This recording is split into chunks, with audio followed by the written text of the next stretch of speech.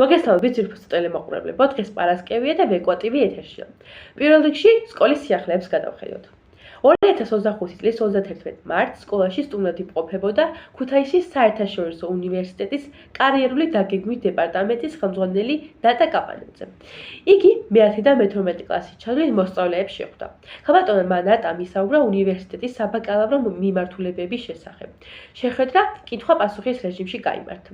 შეხვედრის დასასრულს ვიქტორინა ჩატარდა გამარჯვებულ მოსწავლეს მე-11 კლასელ ლუკა იახტნიშვილს სიმბოლური საჩუქარი გადაეცა. ჩვენი სკოლის მე-11 კლასის მოსწავლე მარიამ ლულაშვილმა ფლექს პროგრამაში გაიმარჯვა და 2024-25 სასწავლო წელს ამერიკის შეერთებულ შტატებში ატარებს. ასევე ჩვენი სკოლის მე-10 კლასის მოსწავლე ნინუ საჭელიძემ ასისტის გასვლით პროგრამაში კონკურსის გზით დაფინანსება მოიპოვა. ნინუც სექტემბრიდან ასისტის პროგრამის ფარგლებში სწავლას სრული დაფინანსებით განაგრძობს კერძო სკოლა ჩარლის რაით აკადემიაში, ამერიკის შეერთებულ შტატებში. წარმატებები ჩვენს მოსწავლეებს. 22 აპრილს მსოფლიოში დედამიწის დღე აღინიშნება. რესურსების გონივრულად გამოყენებასა და დედამიწის გაფრთხილებასთან დაკავშირებით სამოქალაქო განათლების კლუბი იმპოსტურ მომავლისთვის ნივთების გათვლის აქციას გამართავს. მსგავსი აქცია უკვე ჩატარდა 2023 წელს, რასაც სასკოლო საზოგადოებაში დადებითი გამოხმაურება მოჰყვა. სამყაროში რესურსები ამოწურვადია და დიდია მისი არასწორად განაწილების რისკი. ყოველდღიურად იზრდება მოთხოვნა სხვადასხვა პროდუქტზე, რაც ზრდის წარმოებას. ამის შედეგი კი ბუნების რესურსების უკონტროლო გამოყენება და გარემოს დაბინძურებაა. სახლში ყველას შეიძლება გქონდეს ნივთი, რომელსაც არ ვიყენებთ. არსებობენ სხვა ადამიანები, რომლებსაც შეუძლიათ ეს ნივთი დანიშნულებისამებრ გამოიყენონ. ეს დღე ვეკვა სკოლაში 2012 წლიდან განსაკუთრებულად აღინიშნება და მთელი სკოლაა მასში ჩართული. მოგესალმებით, ეს არის ვეკვა TV-ს რუბრიკა 5 კითხვა მასწავლებელთან, ხოლო მე მისი წამყვანი მარიამი ვარ. დღევანდელი ჩვენი რუბრიკის სტუმარი არის ისტორიის პედაგოგი ქალბატონი მარინა გაბონია. მოგესალმებით მას. მოგესალმებით. დიდი მადლობა მოწვევისათვის. მადლობა იმისათვის, რასაც თქვენ აკეთებთ ვეკვა სკოლის პოპულარიზაციის საკითხებში. ეს TV ხომ ძალიან საინტერესოა და მართლაც მნიშვნელოვანია ძალიან ჩვენი სკოლისათვის და ამისათვის დიდი და მოწვევისათვის რა თქმა უნდა დიდი მადლობა. მადლობა თქვენი მობრძანებისთვის. ალბათ დამეთანხმებით, რომ ადამიანის ცხოვრებაში პროფესიის არჩევა ერთ-ერთი უმნიშვნელოვანესი ნაბიჯია. თქვენზე რამ იქონია გავლენა პროფესიის არჩევის დროს? ანუ რატომ გახდით ისტორიის პედაგოგი? მართლაც ძალიან მნიშვნელოვანია, იცით?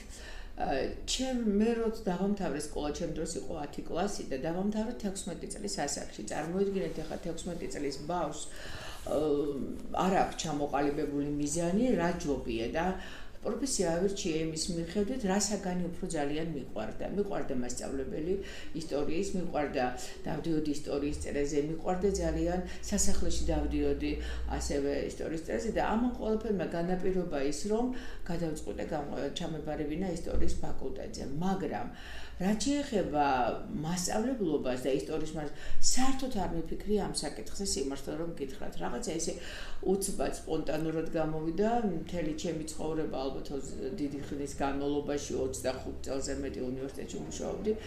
ამიტომ სკოლასთან არ მქონდა ესეთი შეხება რომ იქ ვიმუშაო, მაგრამ გარემო მოიტანა და აღმოჩნდი სკოლაში. აღმოჩნდი სკოლაში და დიდი მადლობა ბედს ამისათვის. დიდი მადლობა სკოლას იმისათვის, რომ ძალიან თველად მივიღო და ის ჩვევები, რაც მე მანამდე არ მქონდა როგორც პედაგოგის, რა თქმა უნდა სკოლაში შევიძინა და ძალიან დიდი მადლობა ჩემს უფროს კოლეგას ლეილა ტალიკაძეს, რომელსაც ვეკითხებოდი ყველაფერს და ბაძავდი და მინდოდა რომ ზუსტად მასავით თბილი და კარგი მასწავლებელი ყოფილიყავი. ვცდილობ დღემდე და აღმოჩნდა რომ ძალიან საინტერესოა იყო პედაგოგი. თითქოს როცა ბავშვები გიყვარს და ჩემთვის ყოველთვის დიდი ბედნიერება ბავშვებთან ურთიერთობა, რაც შეეხება დასვენებას, განტვირთვას, ისევ ამ ბავშვებთან ურთიერთობა. აი ამ საზოგადოებაში ყოფნა მირჩევნია, იმიტომ რომ ყველაზე სუფთა, ყველაზე კეთილი, ყველაზე საინტერესო ადამიანები არიან ეს ბავშვები და ამიტომაც სიამოვნებით გავხდი პედაგოგი და ვარ ამ ეტაპზეც. და რაც თავარია ვეკუას პედაგოგობა, ეს იცით პატივიც არის, დიდი პასუხისგებლობაც არის, იმიტომ რომ ეს არ არის ჩვეულებრივი სკოლა, ეს არის უნიჭიერეს ბავშვთა სკოლა და ამ უნიჭიერეს ბავშვებს თავისი მოთხოვნები აქვს, თავისი ინტერესები აქვს და პედაგოგი მათ ინტერესებს უნდა მოერგოს და მათთვის უნდა ატარებდეს გაკვეთილს და არა აუცილებლად მიყვებოდეს რაღაცა გარკვეულ პროგრამის ხაზს, იმიტომ რომ ბავშვს რაღაცა აინტერესებს, რაღაცა არ აინტერესებს, ამიტომ პედაგოგიც მეც ყოველ შემთხვევაში ვცდილობ რომ მათ მოთხოვნებს აუწყო ფეხი და რა ვიცი, ჯერჯერობით თანამშრომლობა ძალიან კარგად გამოგვდის.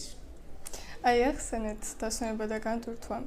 სკოლა დიდ ძალისხმევას და შრომას მოითხოვს, რასაკვირველია თქვენ გეცოდინებათ. სკოლის გარეთ თავისუფალ დროს რითი ხართ დაკავებული, რა არის თქვენი ინტერესები და გატაცებები?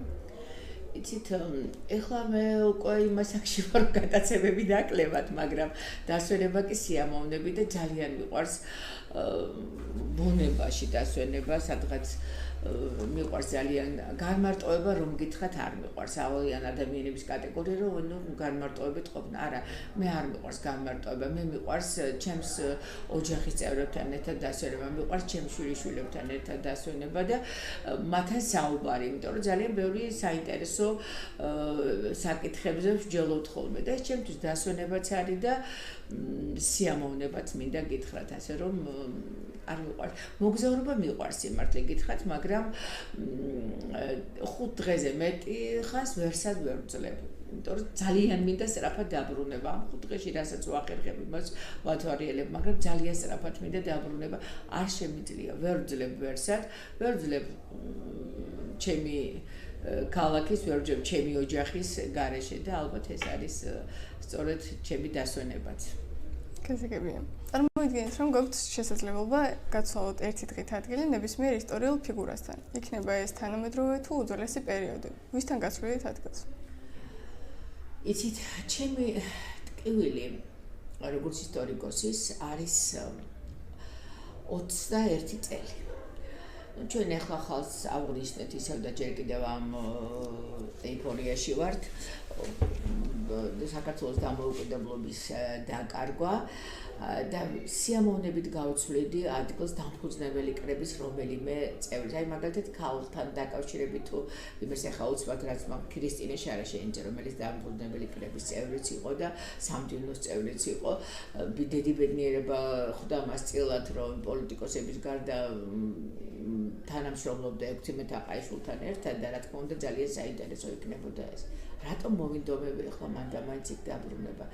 იცით, იმიტომ რომ მე ალბათ შევეცდებოდი, ძალიან შევეცდებოდი, რომ დამერწმუნებინა საქართველოს მთავრობა, არ დაეტოვებინა თბილისი, რომ გაეკეთებინათ უზარმაზარი მობილიზება იმისა, თუნდაც საომარი მოქმედებით, თუნდაც დიპლომატიური ურთიერთობები და ყველაფერს გავაკეთებდი იმისათვის, რომ თბილისი არ დაგვეტოვებინა და არ შემოსულიყო რუსის ჯარი, ანუ ბოლშევიკების ჯარი 25 თებერვალს და არ მომხდარიყო საქართველოს ოკუპაცია. რა ვიცი, ასე მგონია, ბევრჯერ მიფიქრია ამ საკითხზე, რას გავაკეთებდი მე მაშინ რომ ყოფილიყავი მთავრობის წევრი, ან მაშინ რომ მეცხოვრა რაღაც, რას მოვიმოქმედებდი. ალბათ ვერაფერს ვერ გააკეთებდი და დამოუკიდებლად, მაგრამ თუ ვიქნებოდი მთავრობის წევრი, დამფუძნებელი კრების წევრი, ალბათ მოვიფიქრებდი იმას, რომ დავარწმუნებდი ქალური ლოგიკით, ქალური დიპლომატიით, რაც ქალებს ეს მშვენივრად შეგვეხერხება, რომ არ დაეტოვებინათ ქვეყანა და ასე საჯიჯგნად არ მიაგდოთ რუსებისათვის. ბოლოს ის ბოლშევიკები, რომლებიც შემოვიდნენ, ქართველები იყვნენ და მათაც დავარწმუნებდი, შევეცდებოდი ყოველ შემთხვევაში და რაღაც ასე შვიდად მაინც ვიქნებოდი, რომ შევეცადე, მოვინდომე, მაგრამ თავზევოთ ძალა არ არის, მაინც არ გამოვიდა. გასაგებია. დარწმუნებული ვარ, ყველა ადამიანს ერთხელ მაინც უცნობია, რომ რაიმე სუპერძალა ჰქონოდა. ეს იქნება აზრების კითხვა, რომ გაიგო სხვა ადამიანის ფიქრები, ტელეპორტაცია, რომ დრო არ დაეხარჯა გადაადგილებაში, ან თუნდაც ფრენა. თქვენ რომელ სუპერძალას არჩევდით, სუპერგმირი როგორ? ხო, ეხლა ძალიან მოდაშია ეს სუპერმენები და სუპერვუმენები, რა ვიცი, რომ სუპერვუმენის ძალას როგორ ავირჩევდი, ალბათ გამოვიყენებდი ძალიან სასიკეთოდ, იმიტომ რომ როდესაც ხედავ ვიღაცას უჭის, ან თუ მოვისმენდი ახლა სუპერგმირები ისმენენ და იციან სად ხდება რაღაცა კატაკლიზმი, სად ჭირდებათ მისი დახმარება. მეც ალბათ ასე მოვიქცეოდი და ავეხმარებოდი ადამიანებს ყოველ შემთხვევაში, აი სულ სხვათა შორის ესეთი გრძნობა გამეჩნდა, როდესაც მოხდა ტრაგედია სამურზაყანოში 5 ბავშვი რომ დაიწყო. ფიქრობდი, რომ აი ნეტავ გამოჩენილი იყო სუპერგმირი, რომელიც ამ ბავშვებს ამ ცეცხლიდან გამოიყვანდა და მე თუ მექნებოდა ეს ძალა, მეც იგივეს გავაკეთებდი. მადლობა. ბოლოს მინდა გითხრათ, რომ გაგვიზიაროთ წიგნი, რომელმაც თქვენ ცხოვრებაში ყველაზე დიდი ზეგავლენა მოახდინა თქვენზე. ზოგადად ყველა წიგნი რაღაცა კლასს ტოვებს ადამიანის ფსიქიკაში და ჩემშიც რა თქმა უნდა ძალიან ბევრი ასეთი წიგნი, ასეთმა წიგნმა მოახდინა გარდათ ახლა, მაგრამ არ ვიქნები ახლა გამონაკლისი და შეიძლება არც ბანალური, მაგრამ ჩემთვის ყველაზე მნიშვნელოვანი პატარა მცირე ასაკიდან, როდესაც პირველად წამიკითხა ბებიამ წამიკითხა სახარება. და იმდენად დამაინტერესა ქრისტეს ამ ცხოვრებამ, ჩემთვის ეს იყო სხვათა შორის არ დაგიმალავთ და რაღაცა ზღაპარი, მითი იყო, იმიტომ რომ ქრისტეს იგავები, არ ვიცოდი, ვერ ვასხოვებდი ახლა ვინ იყო ქრისტე და ეს იგავები რატომ მიყვებოდნენ და რატომ მეკითხავდნენ, მაგრამ იმდენად მნიშვნელოვანი იყო ჩემთვის და ისე გამიჯდა ეს, რომ ფიქრობდი, რა სულ სიკეთე უნდა აკეთოს ადამიანმა და მოახდინა ეს გავლენა, იმიტომ რომ მთელი ჩემი ცხოვრებით ყოველ შემთხვევაში ვცდილობ, რომ ვაკეთო სიკეთე, ვაკეთო დავეხმარო ადამიანებს, დავეხმარო ჩემს ახლობლებს, არაახლობლებს და რა ვიცი, ალბათ სწორედ ამ სახარების გავლენა გახლავთ და ეს ბავშვების გამოყენების დაბეჭდილება დღემდე არ მტოვებს. გასაგებია, მადლობა. ამით ჩვენი რუბრიკა დასასრულს მივახლოვდა. მადლობას გიხდით თქვენ მობრძანებისთვის. ნახვამდის. ნახვამდის.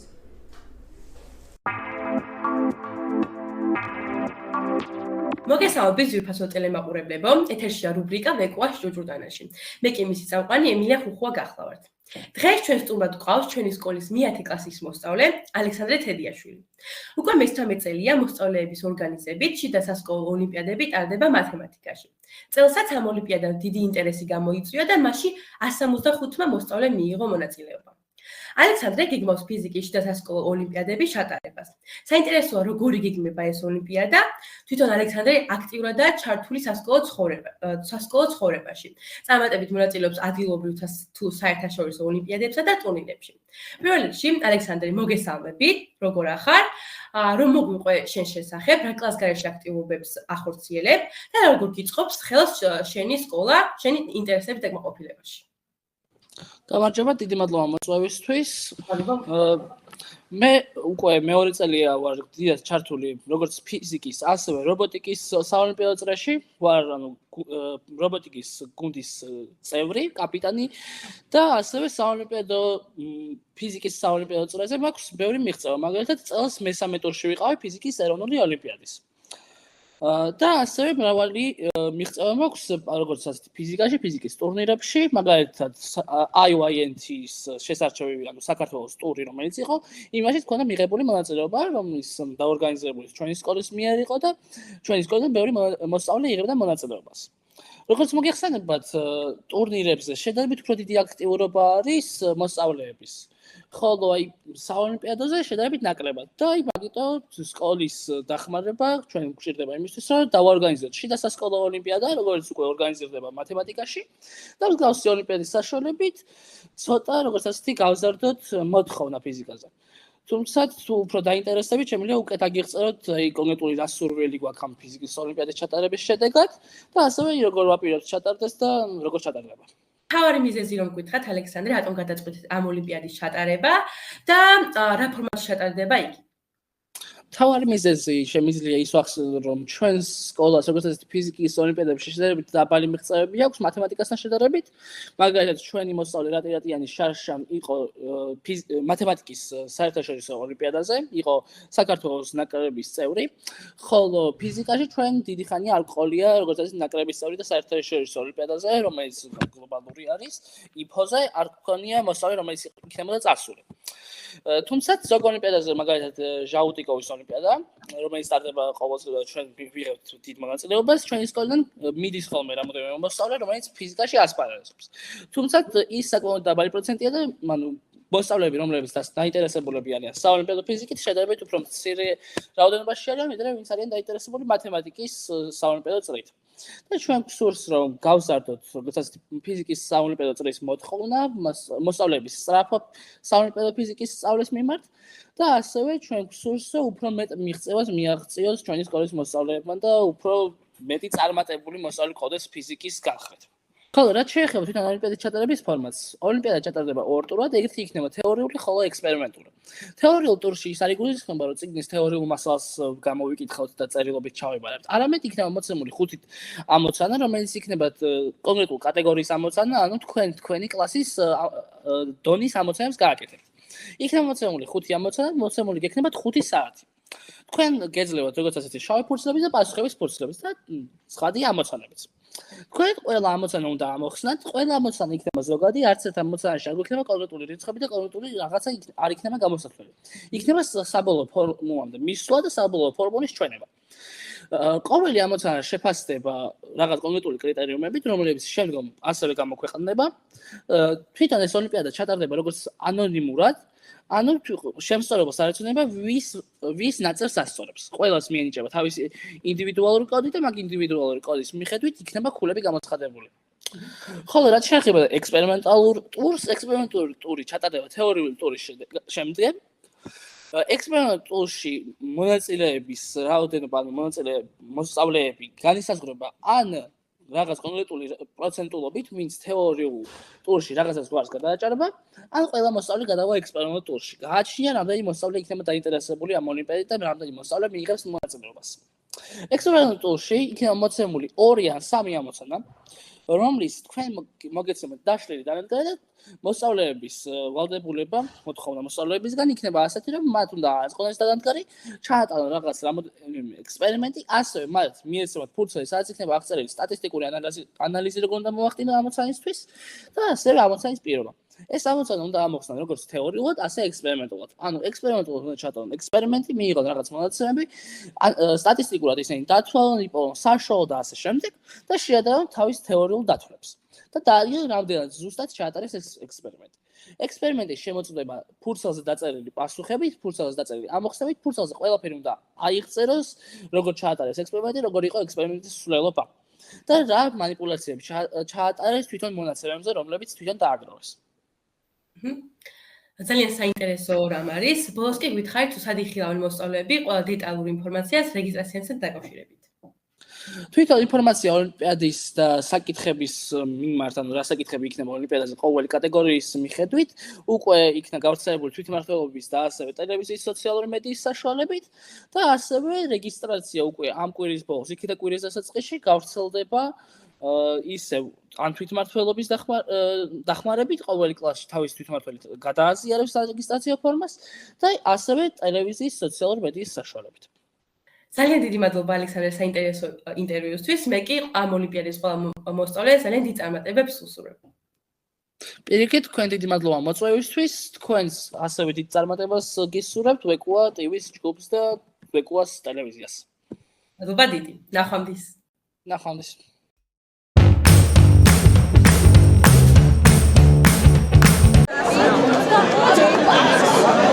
შეგიძლია ერთი წიგნი ურჩიოს სკოლელებს, რომელიც ფიქრობ, რომ აუცილებლად უნდა წაიკითხონ?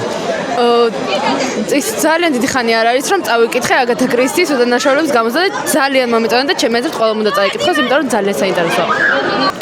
ფიქრობ, ვაჭრუშაველის ბიოგრაფია უნდა წაიკითხო, ძალიან საინტერესოა და სწავლობ მთაში მცხოვრები ადამიანების ანუ ცხოვრებას სწავლობ და მათ სტილს და როგორ მოეწყნენ ასეთ პირობებში. რობინზონ კრუზო, ჩემთვის ძალიან კარგი წიგნია და ანუ გამოგადგებათ ცხოვრებაში. ერთი წიგნი, რომელსაც ურჩევდი ჩვენ სკოლელებს და ვეკუელებს, არის მიხეილ ჯავახიშვილის არსენა მარაბდელი, რომელიც მგონია რომ ყველა ქართველს უნდა კონდეს წაკითხული. იმიტომ რომ ის ეროვნულ განმათავისუფლებელ იდეებს და ასე ვთქვათ, ადამიანის უფლებების დაცვას ძალიან კარგად ეხმიანება და ყველას ვინც უფლებების დასაცავად იღწვიან, ჩემი ეს ტექსტი წაკითხული უნდა კონდეს. ძალიან საინტერესო წიგნი არის ასტრიდ ლინდგერის ცნობილი ხუთეული. არის ძალიან დიდი და ბევრი თავგადასავლებია მოთხრობილი. დაახლოებით აქვს 10-15 ტომი და საინტერესოა და ჩემი აზრით ყველას უნდა წაკითხული კონდეს ეს წიგნი. მე რეკომენდაციას გავრცევდი ფრანც კაფკას გარდასახვას.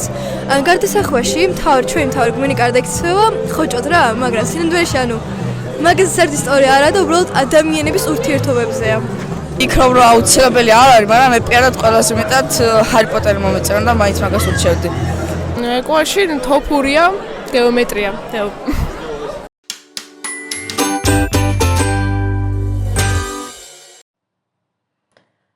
მოგესალმებით, ეს არის გამოცემების რუბრიკა მე კი მისი წამყვანი საბავშვო. დღევანდელი ჩვენი გამოცემა შემდგომში მდგომარეობს. დაასახელეთ, რომელი სიტყვა შევცვალეთ ბერმუდით, თუ მისი ხსენებისას უმეტესად სამკუთხედზე ვფიქრობთ, თუმცა ზოგიერთს ჰამილტონით შეიძლება გაახსენდეს. პასუხები შეგიძლიათ აღწერაში მოცემულ მულზე გამოგვიგზავნოთ.